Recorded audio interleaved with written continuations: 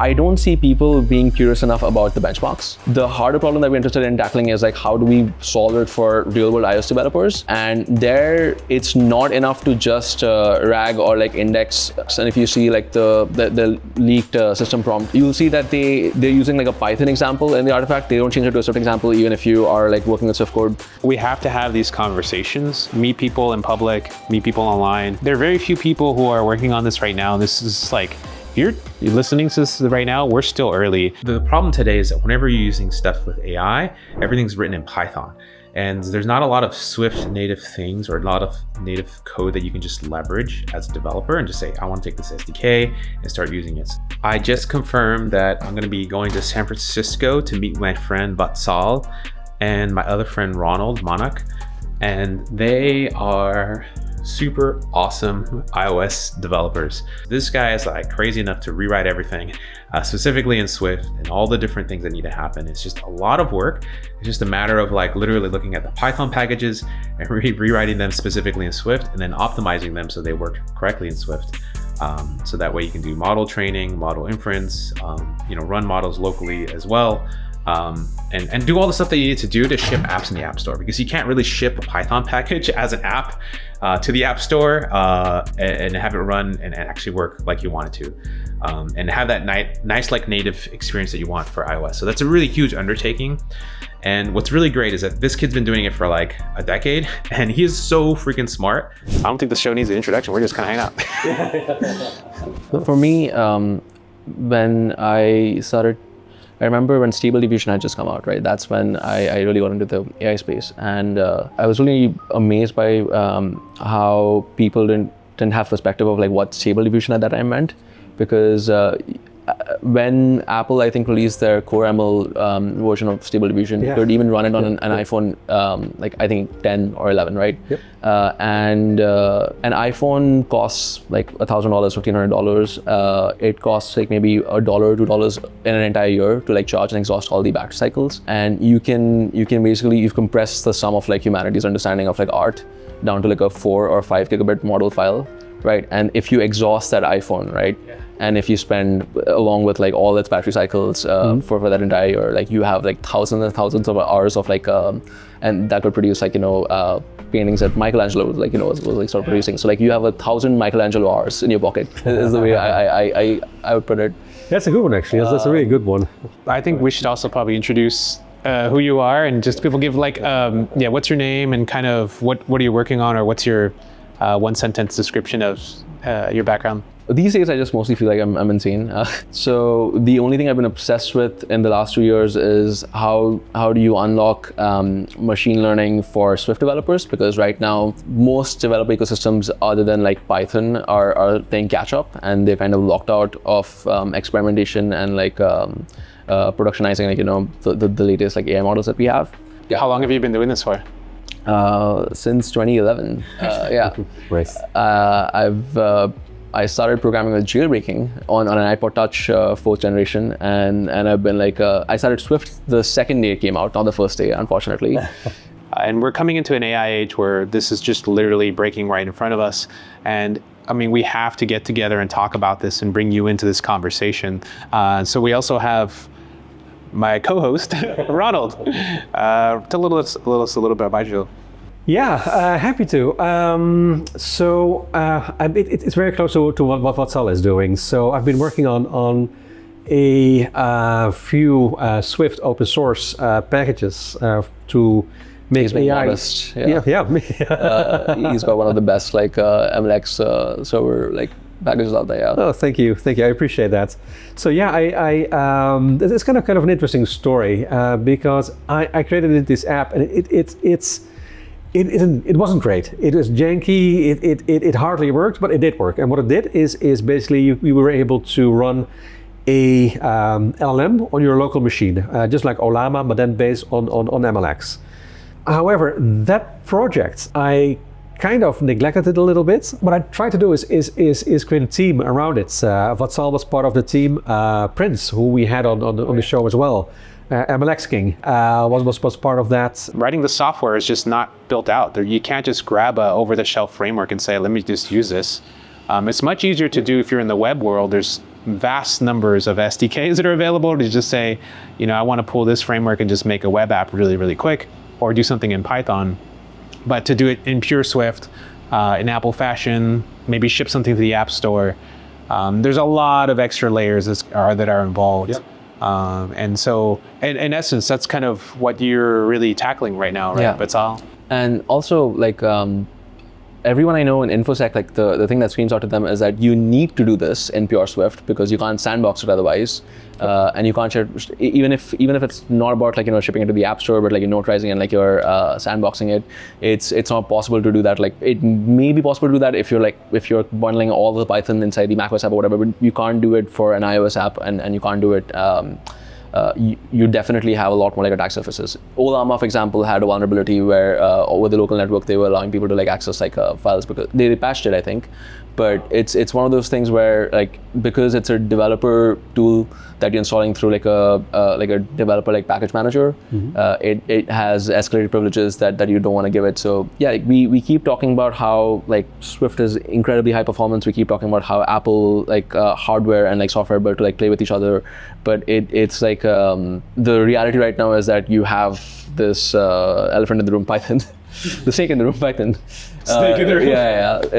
In the middle of it, and it's just like bizarre. Like why aren't we doing everything like the way it's supposed to be done? You've been like playing with cursor a lot for all kind of web applications, but for Swift, cursor was not great. However, a few months ago, I found Alex Sidebar, which is a kind of a cursor app for Swift.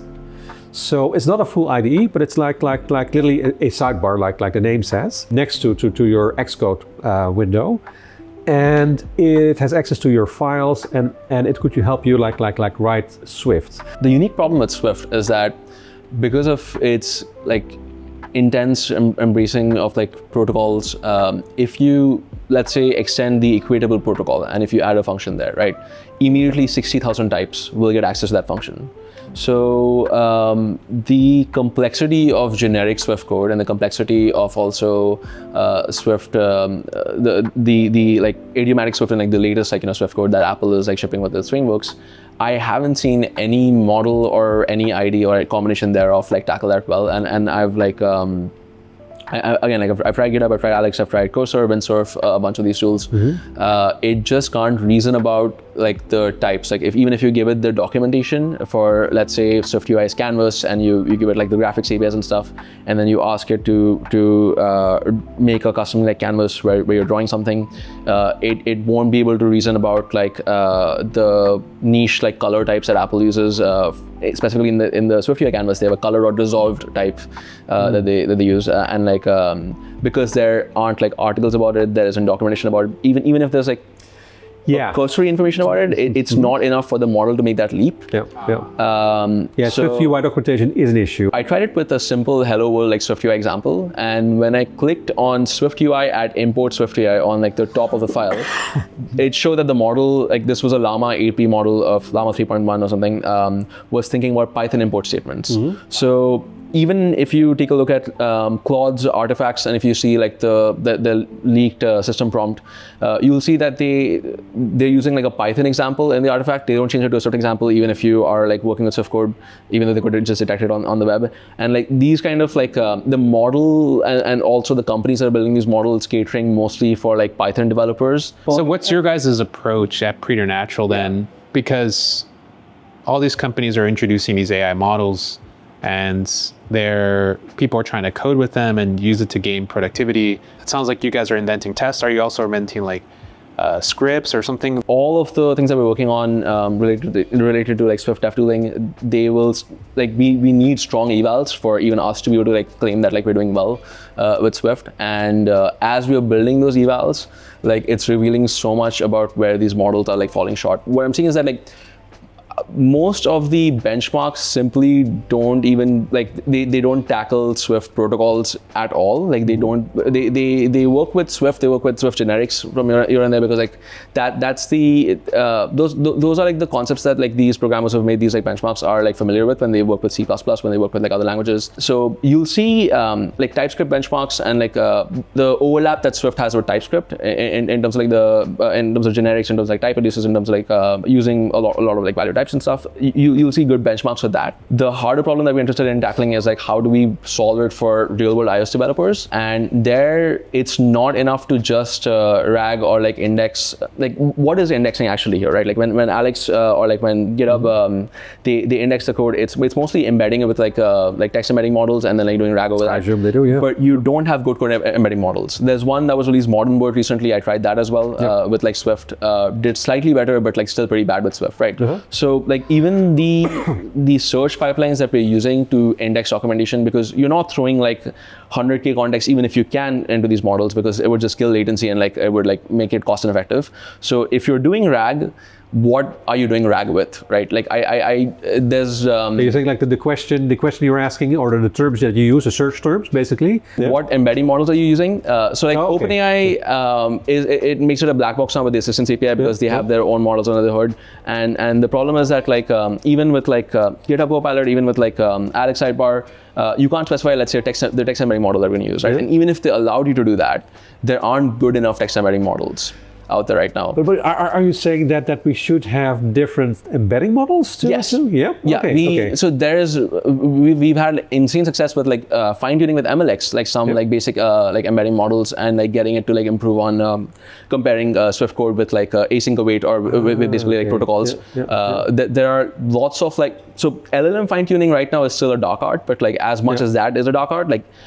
fine-tuning like embedding models and fine-tuning these other like smaller models, it's even more obscure, right? One of the interesting points here that you brought up is like, you can't improve things you don't measure. Like if you never step on a scale, how do you know if you've lost weight? Yes.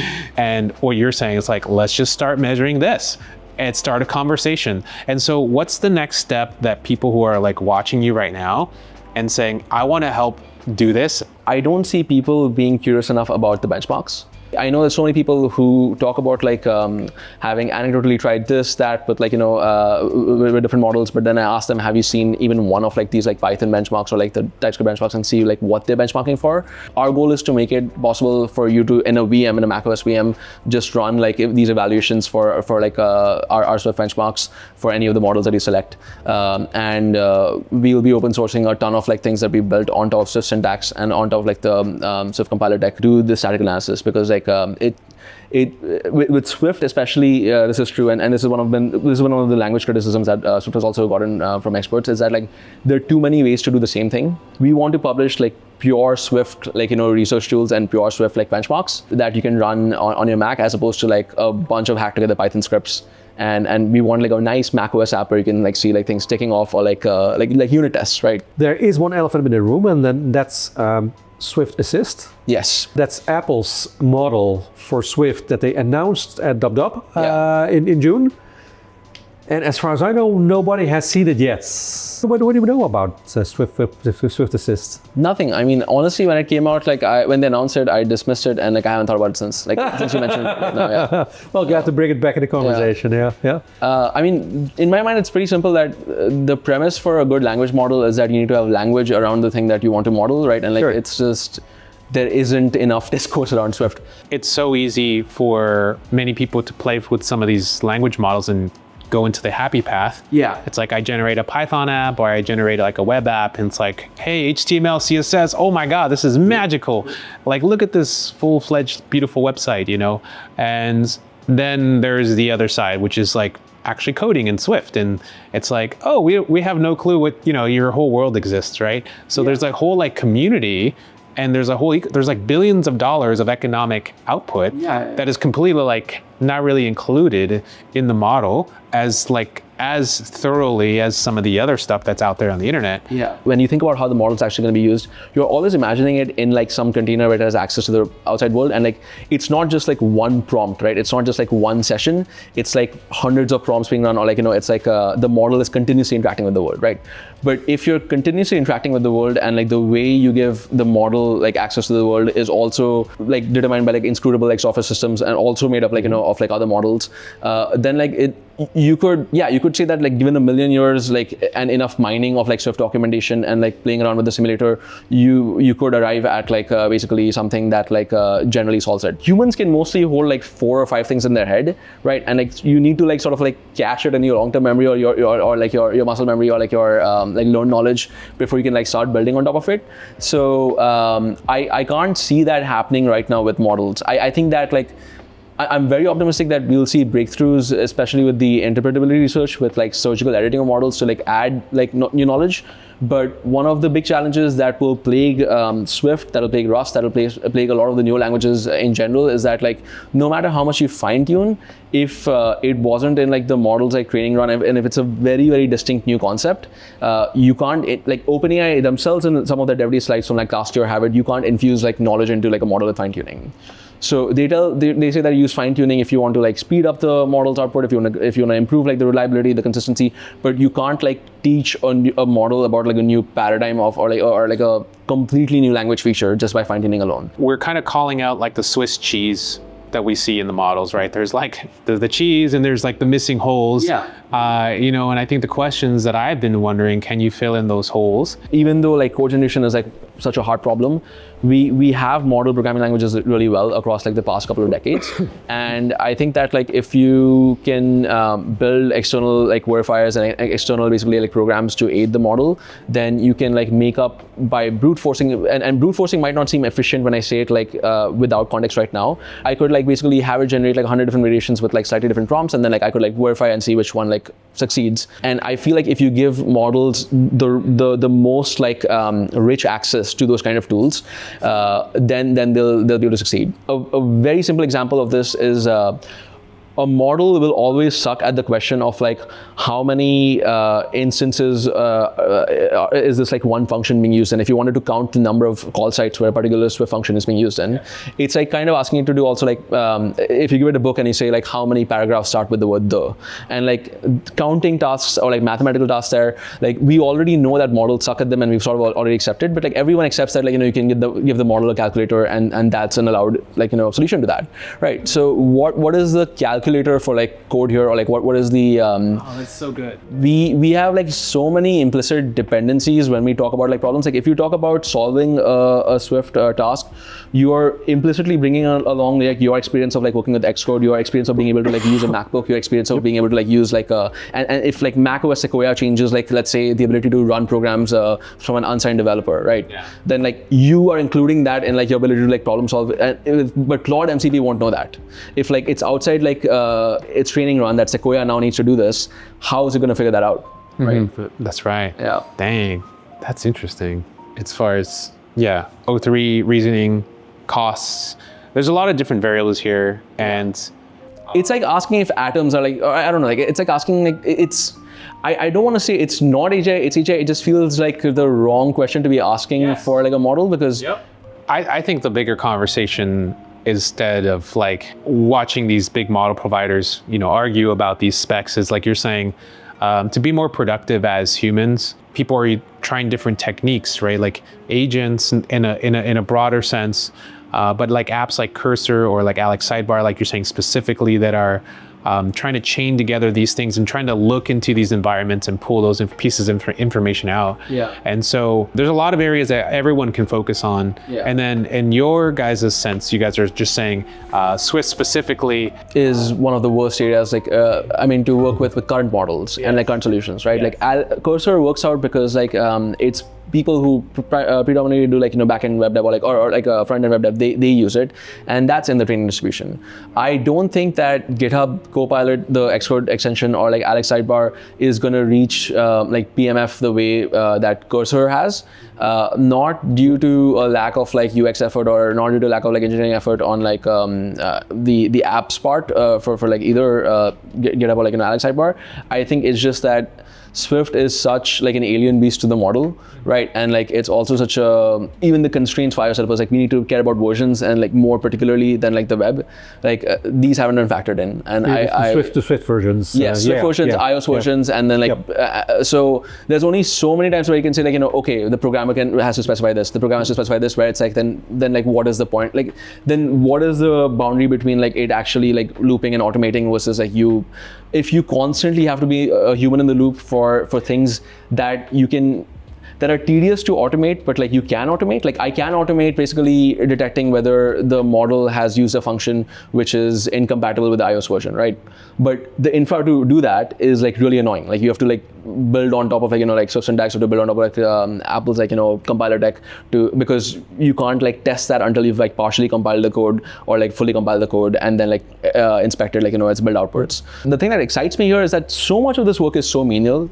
I want it to be automated, and like earlier, like thinking about automating it would be like this would have to take like 10 years of my life to automate this like one particular like field, or like one particular like subdomain of like Swift testing if I dedicated my life to it, right? And now the promise is that like if I just can sufficiently like expose a rich enough API to this thing, to an LLM, then it's going to be able to do all these. It's going to be so much more conscientious about like benchmarking, about testing than I can.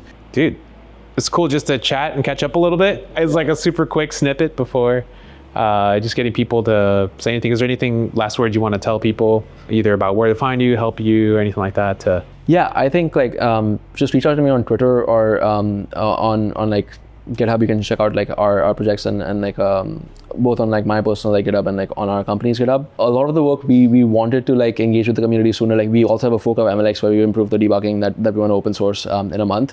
It's just going to take like some more time for it to all come together. But like I can confidently say this to anyone who's watching and who's like building in the same area, that like we are years ahead in terms of infrastructure like work. We've fixed issues in like the Apple tool chain that they haven't fixed, and we want to upstream all of them. But like if you're a startup founder, or if you're someone who wants to compete in the same space, or if you're building and you want to build a product in the same space, be prepared for this to be not just like an LLM game, but like a hardcore, like basically like Swift infrastructure and like compile infrastructure game.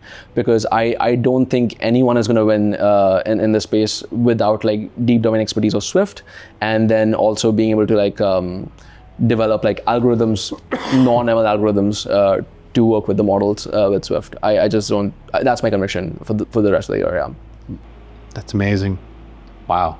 And they could just reach out to you via X or X, or like via like GitHub. Oh yeah, I think I said Twitter. X now, yeah. Yeah, what's Twitter? Yeah. Twitter is fine. I mean, let's be honest. I mean, Twitter sounds so much nicer than X. So. Yes. Yeah. Yeah. So yeah, just follow, me and Ronald, and I'm just kind of nerding out on this stuff, and I feel like I barely know anything, but I think we have to have these conversations. Meet people in public, meet people online. There are very few people who are working on this right now. This is like, if you're listening to this right now, we're still early. And if you're going to listen to this 5 years from now, we're still early. So I'll be taking this camera with this mic and another mic. I'm basically going to have each of them mic'd up, including myself. And there's literally 2 Osmo actions, action 4, action 5, and then we're going to do the Osmo action 3. And I'm trying to keep this as light as possible. I don't want to carry heavy equipment. And I think that's going to be really, really cool. I'm trying to do more of this type of content where I just kind of bring you along my thing. But before we do that, we need to get cooking here. So what I'm doing right now is basically making some leftovers. So for Christmas, my friends brought over some turkey that was prepared. So we're going to heat that up. And then in the microwave right now, I basically have mashed potatoes that are just so good. So and it's basically almost like a potluck. Everyone kind of brought over different things, and so we got to see. Oh, my bad, I didn't even show you the goods. Yeah. Ooh. Okay. So this is kind of what I'm showing you right now. Yeah. So here is kind of the foundation we'll have. Shoo. All right. This is about to be tasty as heck. So, yeah, stay tuned. And it's 10:50 right now. I need to be in the city by 2 o'clock. And so I need to go reserve the conference room so that we can go and do that. And I'll see you soon. Dude, your following count is like insane now. Yeah, man. It's like 15K? Yeah, almost 15. It keeps growing, dude. The more That's insane. So I've learned. I've been reading a lot of books on this. So like Brendan Kane has a book called Hook Point. He also has another book called 1 Million Followers, and he basically talks about delivering the snippets of information at like a more general level, and think about how can I then deliver this, like if you're sitting in front of Oprah and explaining it to her audience. And so thinking about what's the core thing, what's the thing they need to take away, like what's the transformation or feeling they're gonna expect from it. Yeah. The more you kind of get them from like, I don't know anything to, holy crap, I could generate something that I can possibly pitch to an investor or something. Like to them, that's even a step closer than where they were yesterday. And that's sort of helpful. You know, there's like tech bros who have slides that raise millions of dollars. Like right, they don't even write an app. But that's kind of a minority, I guess. Yeah. Yeah. I can see that. Like people who do not know how to code. Yes. Don't know where to start, and suddenly with the cursor, they have like this tool where they can basically build the whole startup. Yeah. Yes. Without like no, it was a single line of code. That's awesome.